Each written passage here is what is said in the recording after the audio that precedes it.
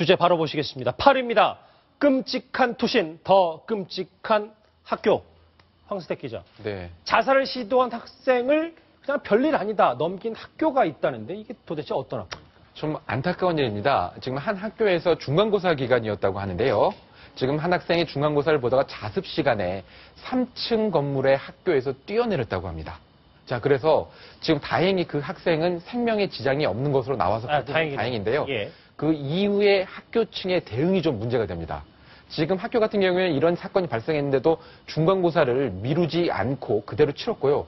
특히 왜 저랬는지 모르겠지만 방송을 합니다. 교내 방송을 2번이나 해서 저 학생이 투신을 한 것은 관심을 받기 위한 행동이었고, 그리고 저 학생이 분노 조절 장애가 있었다. 이런 것을 공개적으로 방송을 합니다. 예. 제가 손 변호사한테 여쭤보고 싶은데, 제가 알기로 개인의 어떤 병력이라든지 개인의 의료 기록은 절대 공개해서는 안 되는 것으로 알고 있거든요. 학교라 그래도 학생은 저렇게 공개를 할 수 있는 건가요?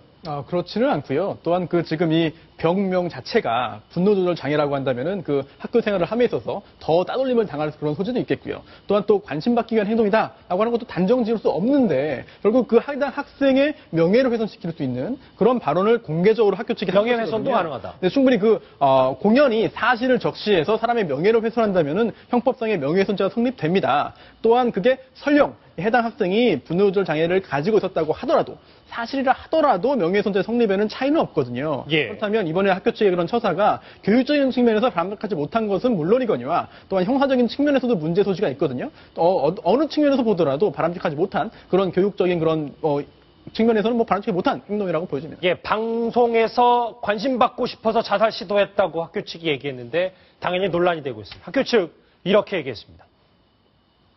본에도 있고 에버러스도 있고 그러니까 트라우마가 생길 거 아니 그죠? 트라우마 갖고 앞으로 안정을 취하려면 방송을 할 수밖에 없잖아 상황이.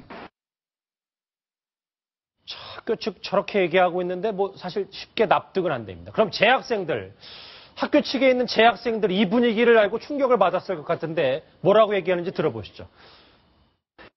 장애를 갖고 있는지 아닌지도 확실치가 않고 그 친구가 아니라고 치면은 선생님이 이제 학교 다니기 되게 어려운 학생을 하나 만든 거잖아요. 그래서 매장이라고 다.